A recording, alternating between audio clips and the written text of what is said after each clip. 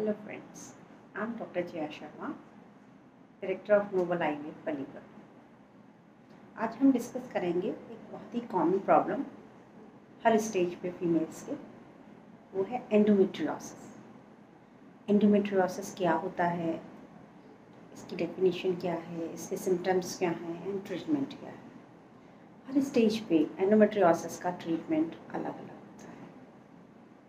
क्या होता है एंडोमेट्रियोसिस? फर्स्ट, एंडोमेट्रियोसिस मीन्स जो हमारी बच्चेदानी की एंडोमेट्रियल लाइनिंग होती है, जिसे हम झिल्ली बोलते हैं, वो झिल्ली कभी कभी अदर देन यूट्रस वो दूसरी जगह भी मिलती है, जैसे ओवरीज में, यूट्रस के ऊपर, यूट्रस के अंदर, ट्यूब्स में या अंदर पेट में अन्य स्थानों पर। जब हार्मोन्स इंक्रीज करते हैं या फिर मेंसेस के टाइम जहाँ एंडोमेट्रियम ग्रो करता है वो भी ग्रो करते हैं। एंडोमेट्रियम जब शेड ऑफ करता है ड्यूरिंग मेंसेस, वहाँ भी इन्फ्लेमेशन होता है और पेन होता है।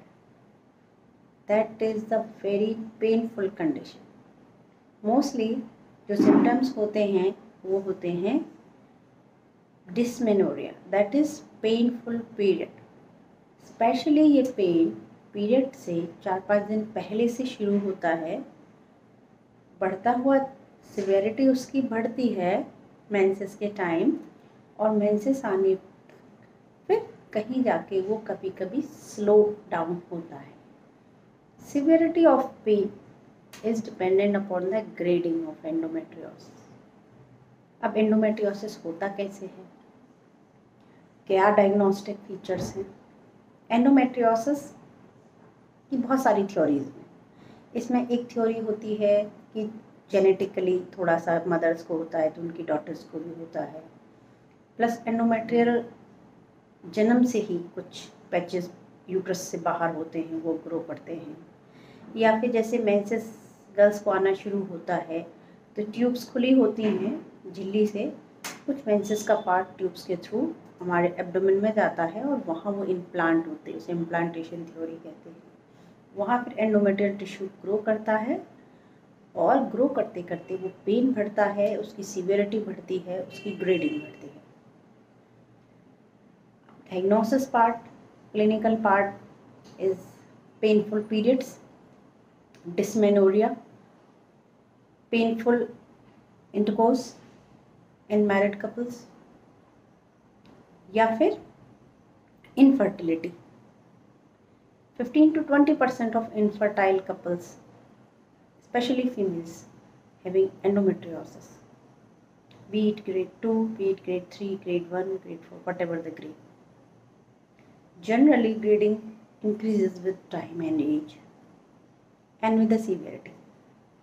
Symptoms most of the time correlates with the grade, but many times patients are asymptomatic and inside there is grade 4 endometriosis. The diagnosis is a bit problematic, क्योंकि जब endometriotic cyst बनती हैं ovary में, अंडेदानी में, तो वो चॉकलेट सिस्ट भी कहते हैं उन्हें। अगर वो कभी अल्ट्रासाउंड पे दिखती हैं तो डायग्नोसिस बनाना बहुत इजी होता है, पर बहुत सारे केसेस में वो चॉकलेट सिस्ट नहीं दिखती हैं, बस पेल्विक इन्फेक्शन जैसा दिखेगा, फ्लूइड दिखेगा और पेशेंट्स के symptoms. These are the main marker of endometriosis.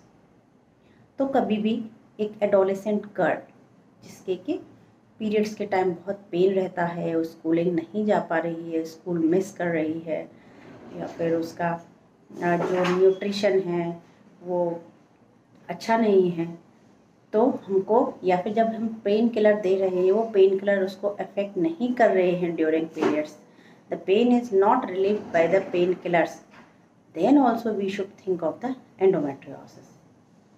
Second one is the married couples. जब पेशेंट इनफर्टिलिटी है, उसको डिस्पेरियोनिया है, मीन्स पेन ड्यूरिंग इंटरकोर्स है, या फिर प्रेगनेंसी नहीं हो पा रही है, या कभी कभी अबॉर्शंस हो रहे हैं, और और बहुत सारी प्रॉब्लम्स हैं जिससे पेशेंट्स विजिट करते हैं क्लिनिक को, वो है।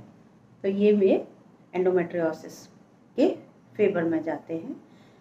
तो first one should be very keen or have a third eye for diagnosis.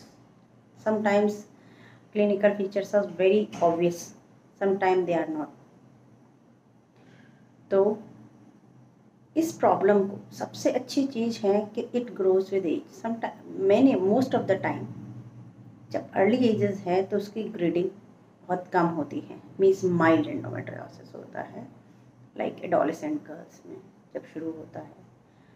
तो कोई प्रॉब्लम है, वो रिकरेंस हो रही है उसकी, और आपका डायग्नोसिस नहीं बन रहा है, बच्ची को पेन है एडोलेसेंट एज में, we should visit and we should consult. And medication, pain killer, OCP तो है ही है, अगर उनसे रिलीव नहीं हो रहा है तो laparoscopy is one of the best modality to diagnose. Now same is with the infertile couples.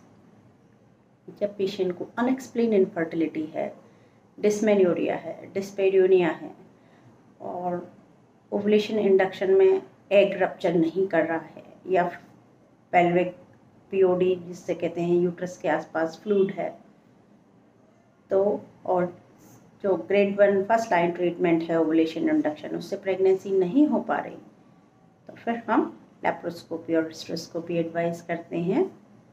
और इसमें many times when we think it is a tubercular और PID, many times it is endometriosis, most of the time रहता है। सो हम लोगों को एक ये अवेयरनेस, एंडोमेट्रियोसिस क्या होता है, सिम्टम्स क्या होते हैं, laparoscopy is gold standard for it, be it in adolescent age, be it in infertile period.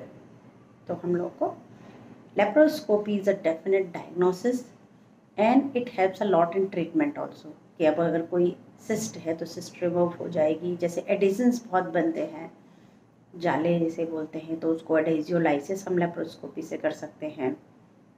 जो एनाटमी डिस्टर्ब होती है कि ट्यूब्स, ओवरी एंड यूट्रस एक जगह चिपक जाते हैं, उनको धीरे धीरे हम सेपरेट करते हैं, सो दैट एनाटमिकल पोजीशन जैसे ही ठीक आती है उसके बाद में प्रेगनेंसी के चांसेस बढ़ जाते हैं। तो early diagnosis and proper treatment, proper guidance, and a third eye for diagnosis is very important for this disease. I hope you will keep on giving awareness out about it. Thank you very much.